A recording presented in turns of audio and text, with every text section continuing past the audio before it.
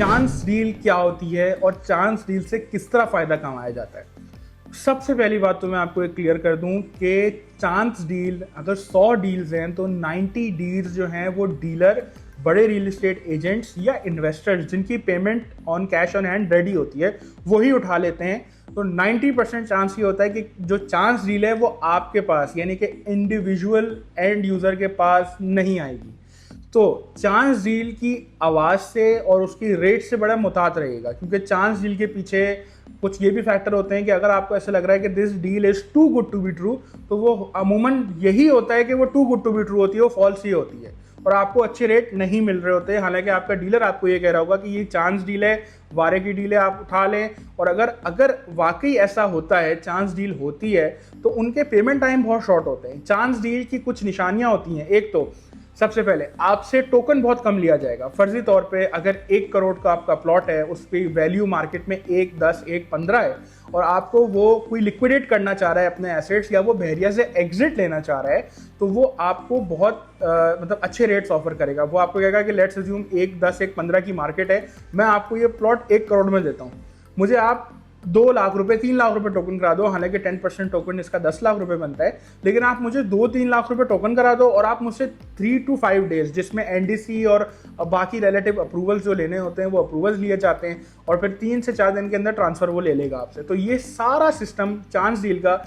सिर्फ literally 1 week का होता है। इससे ज़्यादा चांस डील एग्जिस्ट नहीं करती है, क्योंकि ये बेसिकली उन लोगों के पास से आती है जिनको कोई अर्जेंट रिक्वायरमेंट हो, कोई मेडिकल रिक्वायरमेंट हो, उनको अर्जेंट की पेमेंट करनी हो, उनके बिजनेस में लॉस हो रहा हो। द पॉइंट इज उनको लिक्विडेट करना होता है और बहरिया से एग्जिट करना होता है। तो चांस डील बहुत अच्छी चीज़ है अगर आप अपने डीलर के साथ बैठते हैं और उससे ये बात करते हैं कि ठीक है, मेरी ये 1 CR की पेमेंट रेडी है, आपके पास जब भी चांस डील आए आप मुझे बताओगे कि आप कितने कमाओगे, मैं कितने कमाऊंगा। क्योंकि बड़ा सिंपल सा हिसाब किताब होता है। हम डीलर के पास जब अमाउंट होती है या टोकन लगाने की जगह होती है, या हम देखते हैं कि यार ठीक है फलां प्लॉट इतने का आ रहा है और हम इसको इतने का उठा के भी मार्केट में कट करें तो हमें 3 से 4 रुपये बच जाते हैं, तो हम अपने इन्वेस्टर्स को ये गाइड करते हैं कि ये जो इन्वेस्टमेंट्स है ना चांस डील वाली, इनसे बड़ी मुतात रहा करें। क्योंकि ये आपको ऑन बोर्ड लेने का जो बात होगी वो ये होगा कि फर्जी तौर पे एक चीज़ हमें 1 करोड़ की पड़ रही है जिसकी मार्केट में वैल्यू 115 है, तो हम आपसे बोलेंगे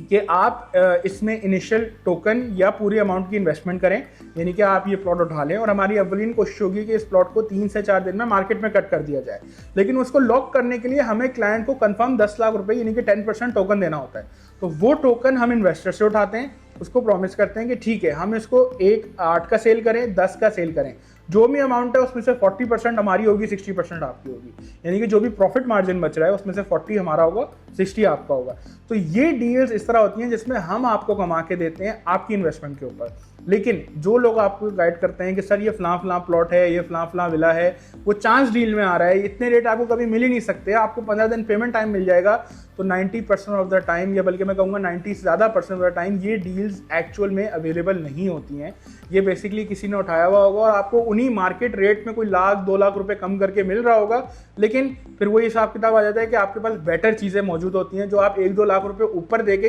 अच्छी चीज़ परचेज कर सकते हैं।